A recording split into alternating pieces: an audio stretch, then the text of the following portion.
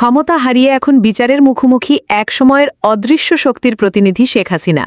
আর এবার আন্তর্জাতিক মহলেও ধাক্কা খেল তার উত্তরসূরি সাইমা ওয়াজেদ পুতুল।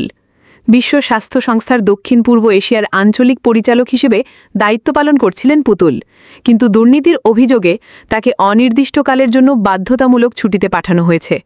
হ্যাঁ, ঠিক শুনছেন, WHO শীর্ষ পদ থেকে সরিয়ে দেওয়া হয়েছে শেখ হাসিনার মেয়েকে। 11 জুলাই সকালে বিশ্ব স্বাস্থ্য সংস্থার অভ্যন্তরীণ এক ইমেলে এই সিদ্ধান্ত জানানো হয়। সেখানে WHO মহাপরিচালক ডাক্তার টেদ্রোস গেব্রেইসুস লেখেন, সাইমা ওয়াজেদ পুতুলকে ছুটিতে পাঠানো হয়েছে। তার অনুপস্থিতিতে ভারপ্রাপ্ত দায়িত্ব পালন করবেন ডাক্তার ক্যাথারিনা বহমে সিআরইও। তিনি আরও জানান, ডাক্তার ক্যাথারিনা 15 জুলাই নয়াদিল্লি অফিসে যোগ দেবেন। কিন্তু প্রশ্ন হল, কেন এই ছুটি? হঠাৎ কেন সরিয়ে দেওয়া হলো তাকে? মূল কারণ, বাংলাদেশে তার বিরুদ্ধে দুর্নীতির মামলার অভিযোগ।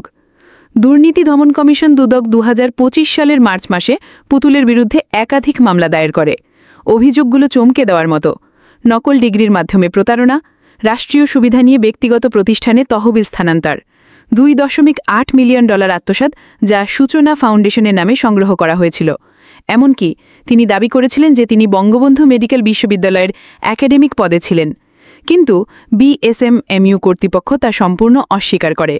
সাইমা ওয়াজেদ পুতুলকে WHO দক্ষিণ পূর্ব এশিয়া অঞ্চলের পরিচালক পদে নির্বাচন নিয়েও অনেক বিতর্ক ছিল। বলা হয়, এই পদের পেছনে প্রধান ভূমিকা ছিল তার মায়ের, প্রাক্তন প্রধানমন্ত্রী শেখ হাসিনার রাজনৈতিক প্রভাবের।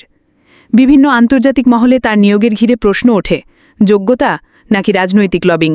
বিশ্ব স্বাস্থ্য সংস্থার এমন পদে বসা একজন ব্যক্তির বিরুদ্ধে দুর্নীতির মামলা, নকল ডিগ্রি, তহবিল আত্মসাৎ, এটি শুধু একটি ব্যক্তিগত ইমেজ সংকট নয়, বরং বাংলাদেশের রাষ্ট্রীয় ইমেজের ওপর একটি কালো ছায়া। সাইমা পুতুল এখন ছুটিতে, কিন্তু এর মানে কি তিনি ভবিষ্যতে আর ফিরতে পারবেন না? WHO এখনও এই বিষয়ে কোনো চূড়ান্ত ঘোষণা দেয়নি। তবে এত বড় সংস্থার কাছে এই ধরনের বিতর্ক মেনে নেওয়ার সুযোগ খুবই সীমিত। শেখ হাসিনার পতনের পর একে একে সব অদৃশ্য নিরাপত্তা বলয় যেন ভেঙে পড়ছে।